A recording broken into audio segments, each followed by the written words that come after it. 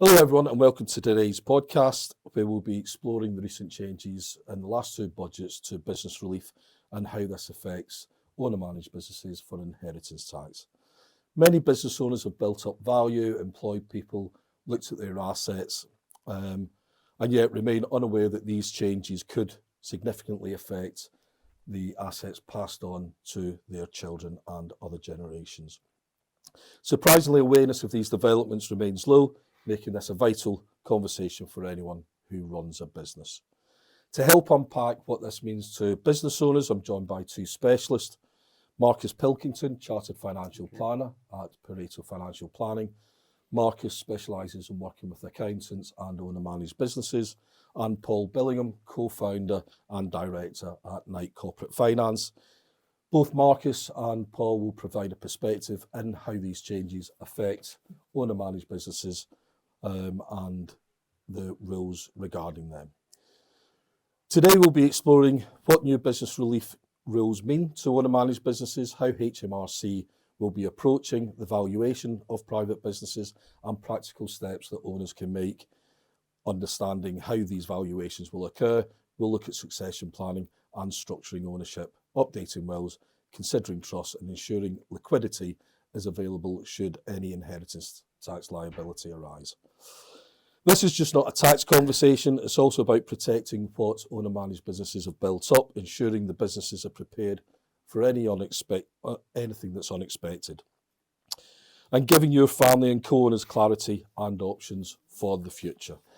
So moving on to the first question, with regards to the changes to business relief for business owners, would you just like to run through what these are for our listeners and the impact that this can actually take for business owners out there, Marcus? Yeah, I think firstly, I think it's important to say that quite a lot of people out there aren't necessarily aware of the changes that are coming.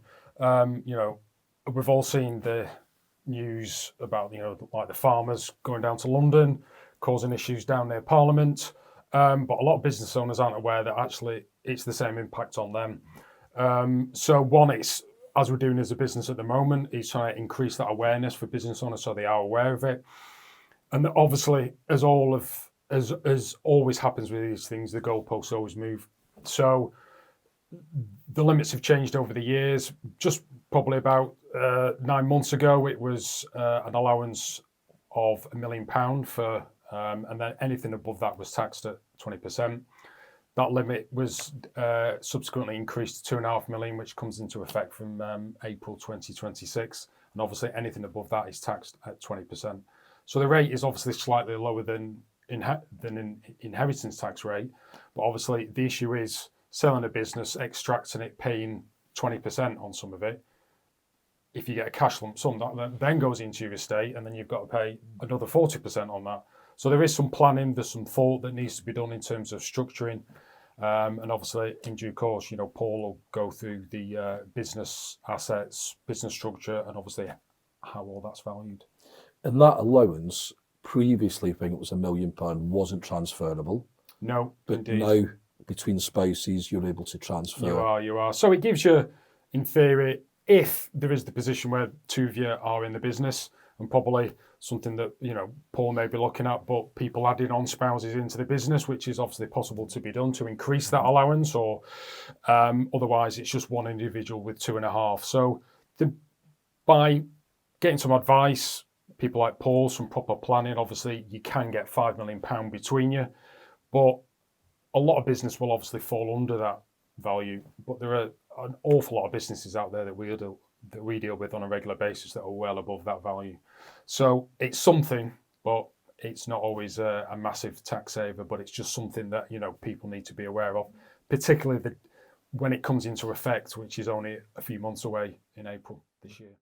With regards to the awareness and impact, do you mind running through just what the recent changes are, how they affect owner-managed businesses, and what the potential impact for those who have not yet looked at reviewing their plans? Yeah, indeed. Well, Paul and I were just talking before that a lot of business owners probably aren't even aware of the changes, and they've changed over the past 12 months. So essentially what's happening is the business property relief allowances have been reduced quite dramatically. They did come down to £1 million per person. They've actually been increased to £2.5 million. I think that happened just before Christmas, coming into effect from April 2026. It's only a few months away, and obviously a lot of people after that point are probably going to have quite a significant inheritance tax bill on the value of the business that they simply weren't aware of. Paul and I obviously chatting before, and he was sat next to someone recently at a dinner who hadn't heard about any of the changes, was aware it impacted farmers, but obviously not business owners. So I think generally there's a bit of a lack of understanding out there. And there's been a lot in the press with regards to the farmers moving the tractors and holding protests. Yeah. But again, it's gone under the radar a little bit about what's happening with regards to the business owners, isn't it? It has. And it's something that we're trying to make a lot of current business owners that we work with, making accountants aware of it to speak to their clients about it, because I think it's just when someone's selling a business, it's something that years ago they may have looked at, considered, and probably could have done it in a more tax efficient way, but obviously the goalposts have moved significantly. So it's just trying to increase the awareness out there for anyone really who owns a business of a fairly sizable value. So business owners have had a look at preparing for business sales and what their succession planning may be. But one of the big problems is where business owners are looking at this is when to start getting everyone involved, and also how they're going to value the business, God forbid, if something was to happen. Yeah, I mean, that's right. I mean, no one wants to think what happens in the event, that something happens to me. But, the reality is that, every now and then it does. And whereas before your business assets were effectively outside of the inheritance tax net, they're now coming in, anything above 2.5 million. And that also includes shares in private companies as well. It may not be running, but maybe have had an interest in the past. And it's, so it's really important, I think, that the business owner, one, understands what the business is worth, that he shares that with family as well, understands, well, how do I ensure that in the event something horrific happens, my family are going to be looked after and protected. And just making sure that the business then is in a position where if something needs to be done, it can be done quite quickly, because as Marcus was saying, very few people or business owners seem to be aware of these changes. I mean, I saw James Dyson was complaining about it not that long ago, but clearly he's running £1 billion business, but it affects him and what his plans were with Dyson, because his plans were to pass it on to his kids apparently. But it can affect anyone, and I think that being prepared and knowing what does it actually mean, and sharing that with family is really important. And that leads on to another point, isn't there, that God forbid if something was to happen to any individuals, the next stage is how do you value an owner-managed business? It's privately owned, it's trading, that may have been first, second, third generation. Who's going to come in and value that for inheritance tax purposes? Yeah, I mean, so interesting with farmers, and obviously the farm tax has been known as, I think that's fairly straightforward in how you value a farm, because it's really about the land value and the asset value. But a lot of privately owned businesses, and certainly we're focused on tech businesses, a lot of our clients, their business assets, they're asset light. There's no sort of capex, or there's no sort of physical assets. So how do you value a business like, how will HMRC take an approach to it? Do they look at net assets on the balance sheet, just take that number? If that's the case, then that's probably not a bad thing. But most businesses that we deal with are valued on a multiple of revenue or multiple of EBITDA, which is considerably more than the net assets on the balance sheet. So, will HMRC take an approach to value them on that basis? And if that is the case, then that can create challenges, because that means there's an inheritance tax liability that needs to be paid within a short period of time. I think there's a 10-year period to pay it, but you've still got to raise the money from the business to do that. And is the business in a position to raise that money, or is the family going to find it in other ways? And you've touched on the valuation of a business. A lot of the time, especially with our clients, Marcus, the business is the biggest asset that a client's got. It's not the pension, it's not the house, it's not the savings. So one is the question of valuation. The second is, well, you've only got a certain amount of time to pay the tax before charges come into play. But thirdly is the liquidity of how do you raise that money. Yeah. So what would you say that our listeners should be thinking of when they come to approach preparing for something that's going to happen down the line? Yeah, I mean, for a lot of the business owners that we deal with who have quite substantial assets, whether it's cash, pensions, investments, primarily the business, is they're not over keen, obviously, on giving money away too quickly because they generally need it for their lifetime. They sometimes don't want to spoil the kids by giving them too much too soon. So for a lot of the clients that we're doing at the moment is we're just looking at a relatively simple life insurance policy, which is a way for them to simply pay a monthly premium, and it provides a lump sum on the second death of the first death if it's one person, second death if it's husband and wife or partners, and it provides then the beneficiaries with a lump sum of capital to then repay the debt. I was speaking to a client the other week who I was talking to this about, and his business is essentially commercial property. Very liquid, can't sell it quickly, may take 6 to 12 months, even longer to sell it. And then obviously if they're trying to extract cash out of the business, then you've got to pay tax on that to get the bit. So it's obviously, it's kind of every which way you turn, they've got you. So a life policy, relatively simple, relatively straightforward. And that's a way of obviously injecting quite a substantial amount of cash into the estate quite quickly. And Paul, the implications on the surviving shareholder, if there's multiple shareholders, then the implications of not being able to pay that inheritance tax can have a knock-on effect to the existing shareholders that want to keep the business running and keep the value up. Yeah, I mean, it gets complex where there's multiple shareholders in a business.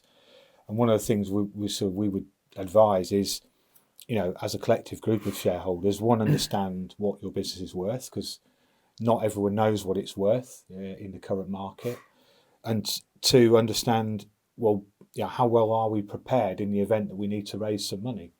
And those two things are key. We're not saying go out, you're going to have to sell your business now because of these changes. Far from it, but it's more about making sure that you're probably better prepared now than perhaps you thought you needed to be, just in case something happens that triggers an event that needs some liquidity. Because most business owners, the heads in the business, they're running it flat out, and they haven't thought about, are we really properly prepared? Because when we start and meet clients the first time, they're not always fully prepared for an exit, and we have to help them get ready. And but you can always prepare for an exit years and years ahead of an actual event, and it's good discipline anyway as an owner. So that's how we would recommend people start to think. So looking at those types of continuity plans that owner-managed businesses should be looking at, what are the simple steps that people, direct to shareholders, can look at doing right now in preparation for some of these changes going forward? I mean, the first thing I do think they should do is probably sit down with a wealth planner and just someone that can set out various challenges. They can then help with putting a will in place, because that's really important, power of attorney. And then following that, you bring in a corporate finance advisor who can help with the value, just look at what the business is worth from a valuation perspective. And then also maybe just look at the business to say, right, is it ready? Because it's very, it doesn't take too long to work out whether the business is ready and in a position where if it needed to do something quickly, it could do it. So they're the steps. So first port of call, talk to a planner, and then bring in a sort of more specialist advisor just to ensure that, you understand the valuation and whether it's ready for sale. And there may be some sort of tax restructuring, shareholder restructuring that you can do to mitigate some of the implications that are coming in. You mentioned the £2.5 million, Marcus, but that can be passed over to spouses along with the shares that can actually double up the £2.5 million to £5 million. Yeah, and it just obviously it depends upon the value of the business, and there are some business out there, given the allowances that are available, obviously don't have an issue. A lot of the business owners, I'm sure that Paul's in the tech arena, and a lot of those businesses go for quite a substantial value. And a lot of the business owners that we have that we deal with, Stuart, you know, again, their businesses are typically well over the £5 million mark. And it's not that sometimes we've got clients who've got a business, but then they've branched out and they've got investment companies that invest money as well. They've got property companies. So actually, it's gone from a business into 2 or 3 different ones. So the assets are just, you know, bigger and bigger and bigger, which just exacerbates the problem. So, yeah, it's just about, you know, as you said, making people fully aware of the changes, because £5 million is a fairly substantial amount, but there are a lot of businesses out there that are worth well over that in terms of value. And I think the other thing is when you add in what the inheritance tax liability may be, quite rightly, Paul, that you've pointed out that there's 10 years to pay that, but do you want to burden the estate with that tax bill to pay? Yeah. So by taking it off the table, you're relieving future generations the actual burden and it of is paying that tax liability. And obviously, some of the accountants I work with, and you know, they often are going back to HMRC in terms of the tax teams. They're going back to HMRC to put their case forward, shall we say? Argue with HMRC about how long an IHT bill can be spread over because the family haven't got the assets. And you know, I was speaking to one of the advisors yesterday, and they were in a similar position where they were looking at getting bridging finance. Now, bridging finance is great short term potentially, but it's very expensive. You know, but a lot of families, when you speak to accountants, tax people are taking out quite expensive bridging finance to pay IHT bills when something as simple as, you know, a life policy could potentially, you know, help massively. Good. And Paul, just to finish on, in terms of owner-managed businesses that we are seeing all the time, you mentioned going to see some professional advisors. What we're talking about is getting all the shareholder directors together in preparation for either a sale or, God forbid, should anything happen to anyone around that table. Yeah, I think it's just worth a conversation between, say, shareholders and, say, tightening up on making sure the shareholders agreement articles are appropriate. Having that conversation, what happens in this event? Because, as I say, it gets really complicated. Sometimes businesses are owned by 1 or 2 individuals, you know, but where it's a broader sort of ownership base can get really complicated. And of course, no one really knows how this is all going to work with HMRC because this is new. And, you know, so things could get quite complicated and there is a deadline to this. So just getting everything in order from a business perspective just means at least that takes the pressure off. Otherwise, you know, you could be 6 months in, which I think is the first payment period, before you've even got worked out what is and isn't achievable. So I think that's really important. And having advisors alongside you as you continue to grow and develop your business is always important anyway. I think it's a good discipline for businesses. And I think, as we've seen, legislation does change, and you're quite right to make things as flexible as possible moving forward. Both of you, thank you for coming in and giving your insight today. I think the message is simple. Let's make sure that we start looking at a business as early as possible, take some professional help, put some plans in place that are flexible but robust, God forbid, should anything happen going forward. So it just leaves me to say thank you all for listening. If you do wish for any advice, please feel free to speak to Paul. You can find his details on the Knight Corporate Finance or through LinkedIn. Marcus Pilkington at Pareto Financial Planning, again through the website or through LinkedIn. Thank you all for listening.